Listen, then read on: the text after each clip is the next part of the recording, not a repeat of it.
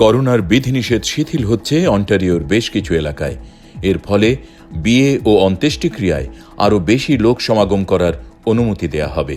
স্থানীয় স্বাস্থ্য বিশেষজ্ঞদের সাথে পরামর্শ করেই এমন সিদ্ধান্ত নেওয়া হয়েছে বলে প্রাদেশিক সরকারের পক্ষ থেকে জানানো হয়েছে।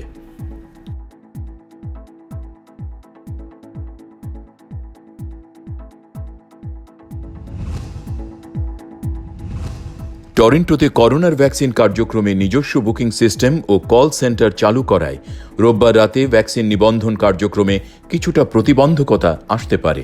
গণমাধ্যমকে দেয়া এক সংবাদ বিজ্ঞপ্তিতে এ তথ্য জানিয়েছেন টরন্টোর কর্মকর্তারা। এই শহরে বসবাসকারী ৮০ বা তার বেশি বয়সীদেরই সুযোগ হচ্ছে এই ধাপের ভ্যাকসিন গ্রহণের।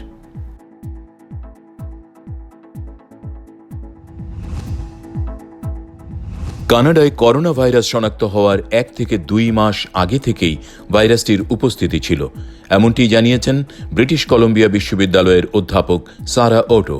ভাইরাসটি চীনের উহানে প্রথম শনাক্ত হয় ২০১৯ সালের ৩১ ডিসেম্বর, আর কানাডায় শনাক্ত হয় ২০২০ সালের জানুয়ারির শেষের দিকে। এরপরই দ্রুত ছড়িয়ে পড়ে ভাইরাসটি।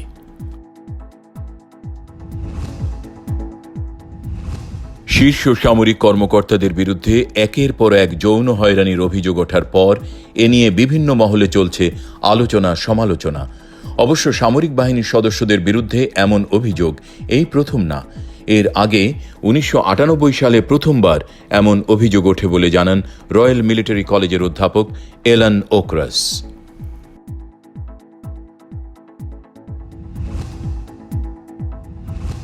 সাবেক মার্কিন প্রেসিডেন্ট ডোনাল্ড ট্রাম্পের শাসনামলে চীনা স্মার্টফোন নির্মাতা শাওমির বিরুদ্ধে করা নিষেধাজ্ঞা সাময়িক প্রত্যাহার করা হয়েছে। ট্রাম্পের নিষেধাজ্ঞার ফলে শাওমিতে আমেরিকার জনগণের বিনিয়োগ বন্ধ করা হয়েছিল।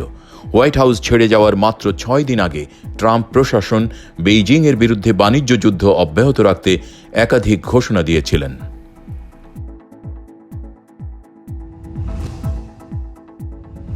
হংকংয়ের নির্বাচন ব্যবস্থায় পরিবর্তন আনতে চীনা পার্লামেন্টে নেওয়া সিদ্ধান্তে গভীর উদ্বেগ প্রকাশ করেছে যুক্তরাষ্ট্রসহ শিল্পোন্নত দেশগুলোর জোট G7-এর পররাষ্ট্রমন্ত্রীরা। তাঁরা বলেছেন, চীনের সিদ্ধান্তে মৌলিকভাবে হংকংয়ের গণতন্ত্র হুমকির মুখে পড়বে। তবে হংকংয়ের সরকার বলেছে, নতুন আইনের ফলে সমাজে স্থিতিশীলতা ফিরে আসবে।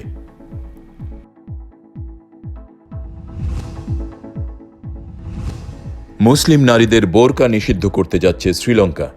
একই সঙ্গে দেশটিতে বন্ধ করে দেয়া হচ্ছে হাজারের বেশি মাদ্রাসা। তবে এ নিষেধাজ্ঞা কার্যকরের জন্য দেশটির মন্ত্রিসভার অনুমোদন প্রয়োজন হবে। এর আগে ২০১৯ সালেও মুসলিম নারীদের জন্য মুখ ঢাকা বোরকা পরিধান সাময়িক নিষিদ্ধ করেছিল দেশটি।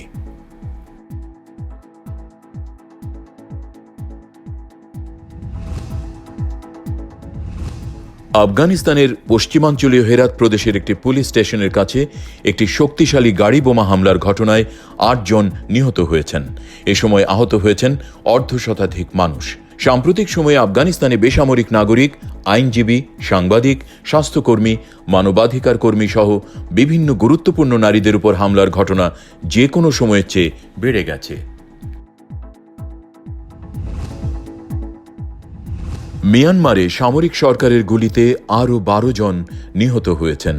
এ নিয়ে এখন পর্যন্ত নিহতের সংখ্যা ৭০ ছাড়িয়েছে। এদিকে অভ্যুত্থানের পর প্রথম প্রকাশ্য ভাষণে অভ্যুত্থান প্রতিহত করতে বিপ্লবের ডাক দিয়েছেন স্বঘোষিত বেসামরিক সরকারের ভাইস প্রেসিডেন্ট।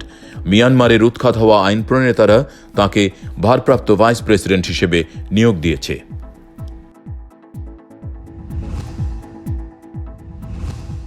শিরোপা ধরে রাখার অভিযানে আলফ্রেদো দি স্তেফানো স্টেডিয়ামে লা লিগার ম্যাচটি ২-১ গোলে জিতেছে রিয়াল মাদ্রিদ। দানি কালভোর গোলে দ্বিতীয়ার্ধের শুরুতে পিছিয়ে পড়ে রিয়াল।